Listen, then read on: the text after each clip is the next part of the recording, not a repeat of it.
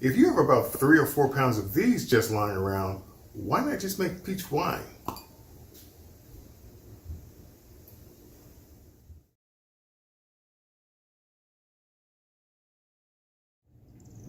Hi, I'm Charles, and welcome to DIY Fermentation, your site for doing fermentation on a shoestring budget. Of course, as always, if you like what you see here, please click on the subscribe button, and I'm going to try and do one of these every week. Okay, for this recipe, we're going to be using the following ingredients. I've got 4 pounds of peaches, frozen. You can use fresh, and we're going to cut up this fresh peach and add that to the mix. Up to 4 cups of sugar. About a gallon of water, although we're going to be using substantially less than that. We've got wine yeast. I'm using Premier Blanc. You can use pretty much anything you want. For tannin, we're going to be using 1 tea bag mixed with about 1/4 cup of water. We've got 1 lemon, which is going to provide some acidity. We've got a handful of chopped up raisins. That's just going to provide some additional flavor. Now, in the event it should provide some nutrient to the yeast, hey, so much the better. Peptic enzyme, which I'm not going to be using because I ran out.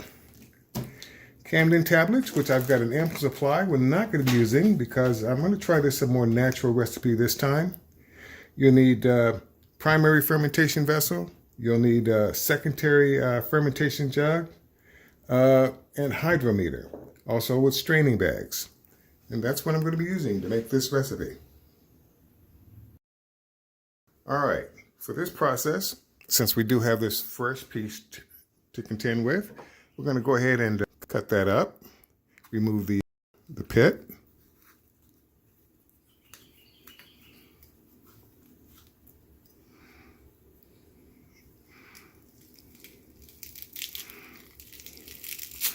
Which of course is never easy, which is probably why I decided to grab those frozen peaches. Let's go ahead and remove this pit best we can. Not very pretty, but it's done. And then we can just simply cut up the, rough cut the peach up and add it to the mix. All right, the next thing we want to do is start the process of extracting the juice from these peaches. Now, this time I'm going to do it a little bit differently. Question came up during my last video with blackberries. Why didn't I just macerate the berries? Well, you know, that was just another way of extracting the juices, and I thought I'd go ahead and try it this way this time. Again, you can pretty much do anything you want. You can put them in a food processor to chop them up a bit more. You can boil them. You can put them in a blender and puree it. You can pretty much do anything you want to help extract the juices. But since I'm going to try this differently this time, I'm going to add about 3 cups of this sugar.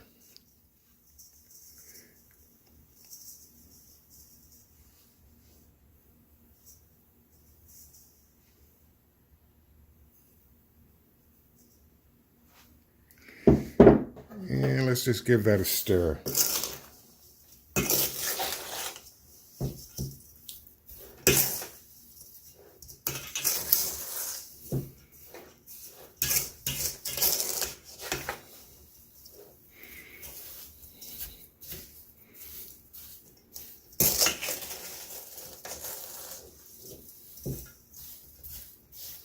Might seem like an awful lot of sugar, but it's really not. And the only reason why I'm saving that last cup, and I really don't need to, is in case I want to make adjustments to the starting gravity. All right, all I really need to do at this point is to cover it and set it aside. Probably in the refrigerator, but you can do it on the countertop. Just cover it up with plastic wrap or whatever it is you've got. And give it a couple of hours and check it out and see how far the process has begun. Okay, it's been several hours since we started the maceration process, and it looks as though things are looking pretty good. It's plenty of juice in there, which is what we really want to see. I think what we're going to do, just to help the process along just a little bit, is that we're going to mash some of these up.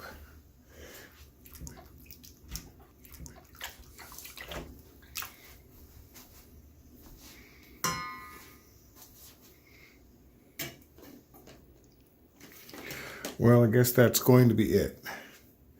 I was hoping to get them mashed up finer than that, but it looks like that's the best I'm going to get done. So we're going to move this operation into the kitchen because it's probably going to get a little bit messy. Now that I've moved this show into the kitchen, it's time to go ahead and get everything assembled into the fermenter. First thing I want to do is I want to go ahead and add our lemon juice, which is our acid blend. Get that out of the way.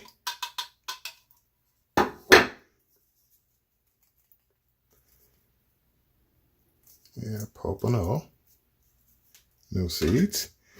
The next thing I want to do is I want to take our our raisin flavoring, take about half of that, and just go ahead and dump that into one of our straining bags. Save the other half of our flavoring, and just put that aside. Okay. Now again, if you don't have a straining bag, don't worry about it. Just put it all in whatever it is you're going to be using to do your fermenter. It'll all float to the top.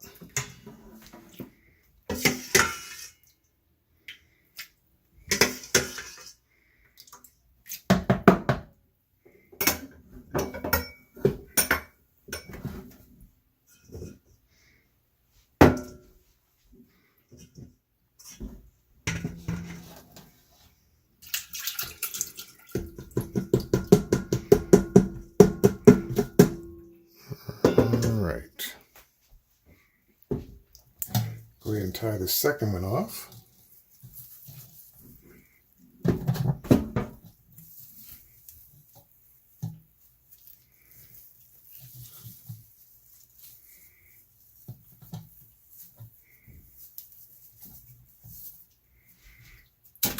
All right, that's that. Okay, since we're at it, our tannin substitute, strongly boiled 1/4 cup of tea. We may as well just go ahead and pour that in now.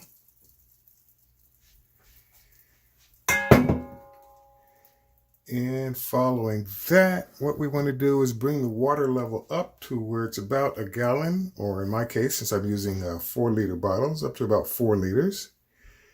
And that will take me just a minute. I don't need the full gallon.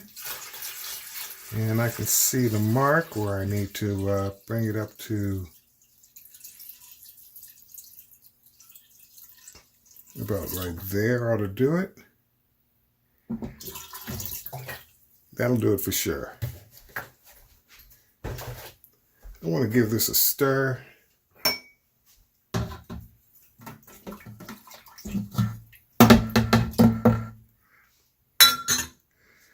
Now remember, we did set aside a cup of our sugar so that we can get a good gauge in terms of how strong or the potential alcohol level of this peach wine is going to be.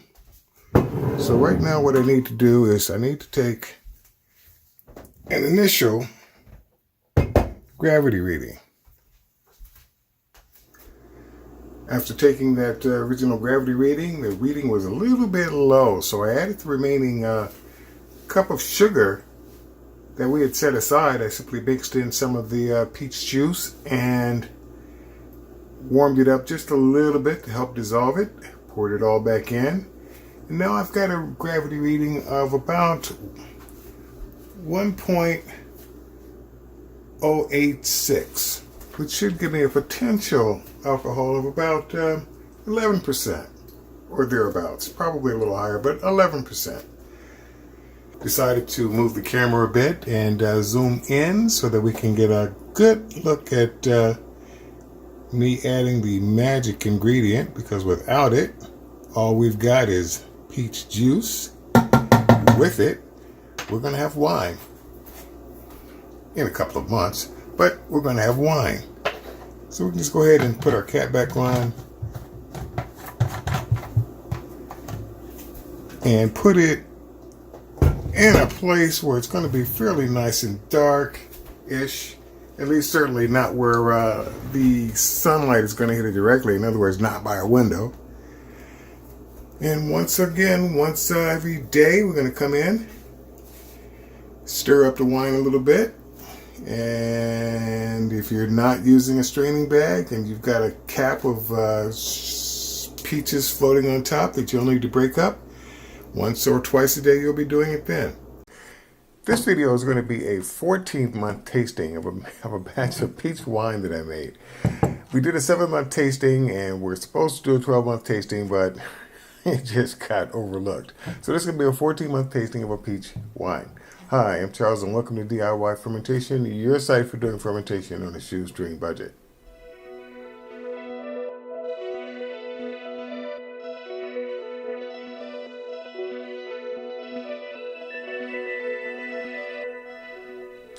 All right, I'm kind of curious to see how that extra 7 months of aging has done for this particular bottle of wine. I know I had some rather positive things to say about it at 7 months, and those reviews, or that review, went something like this. But yeah, there we go. Peach wine, 7-month tasting. I would definitely give this a thumbs up.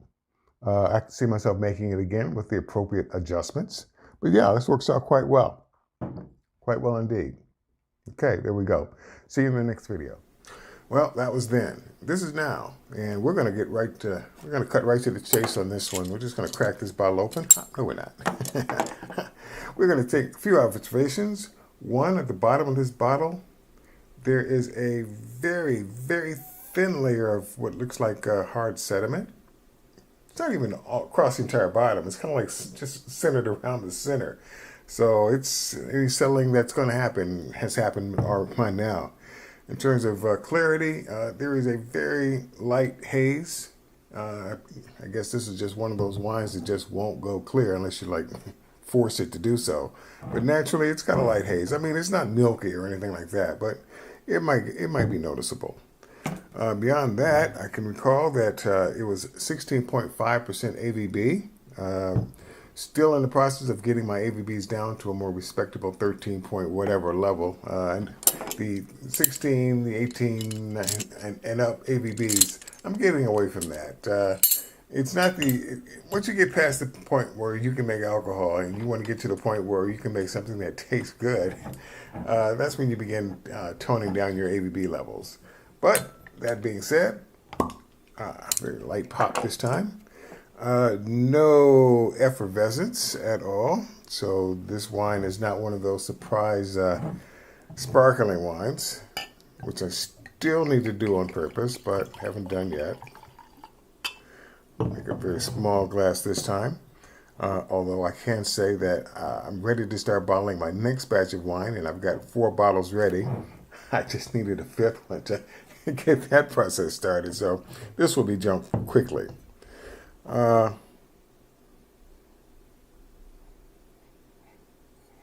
If you take a deep, or if you inhale deeply, you can still catch the alcohol.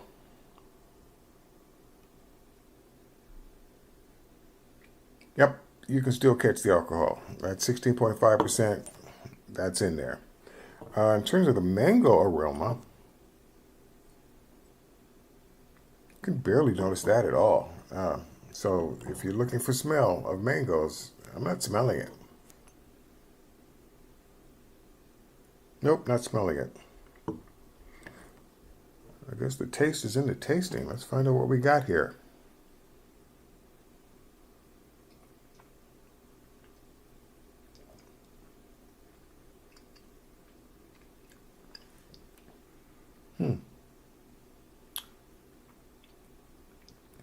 The wine has no harshness to it at all. So the aging process really is taken effect. Most wines at 6-7 months, they still have kind of a harsh taste to it, in my opinion. But that has definitely mellowed out.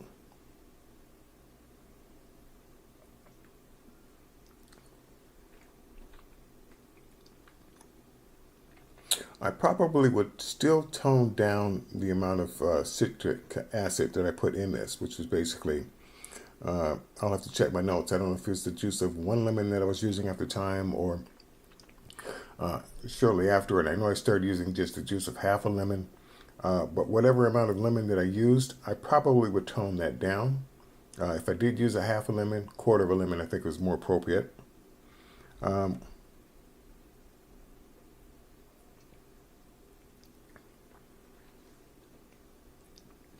Beyond the citric notes, or rather the brightness of the citric acid, it goes down kind of smooth.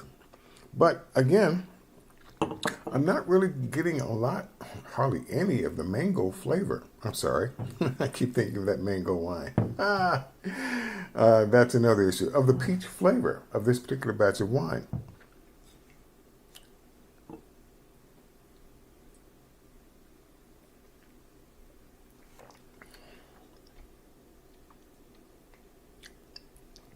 It doesn't really have a heavy body to it. I won't call it a thin wine, but it's not really, it doesn't have a lot of body, or as some would have it, viscosity associated with this wine. It's definitely drinkable. It's a touch on the dry side for my taste. Actually, yeah, I think I noted in the last video that I would have probably bottle sweetened it just a tad, but not by much. But again, the sweetness level it's an individual choice. I mean, my sweetness level would certainly not be the same as your sweetness level. So that's why I let my wines all go dry from the onset and then back sweeten them to my particular taste. But yeah.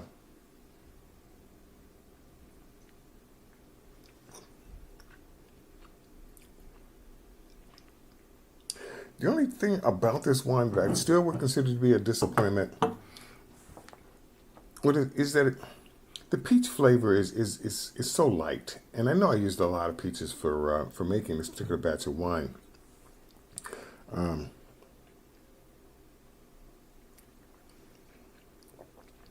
As I recall, I think I used fresh peaches.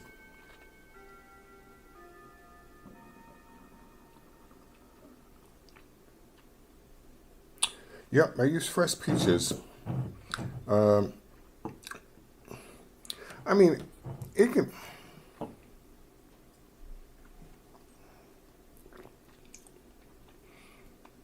I could see this with either pasta or seafood, for sure. But other than that, my general assessment is that it's okay. Okay, I mean, it's not bad. Even while lowering the citrus level or upping the sweetness level, just a little bit on both, it's okay. Yeah, I'm going to classify this one as it's pretty much just okay. Would I make it again?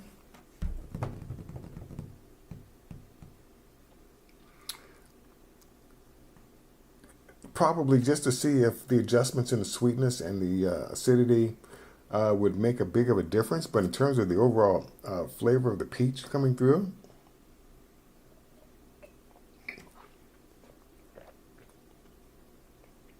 I'm just not getting it. I mean, that's my honest assessment. I'm just not getting that peach flavor coming through. It's there by just a small amount, but it's just not coming through. It's not the dominant flavor of this particular batch of wine. Yeah, I would say the acidity is more dominant than the flavor of the peach. And I would say that the alcohol is probably more dominant than the flavor of the peach. There's just not really enough peach flavor in there for my taste.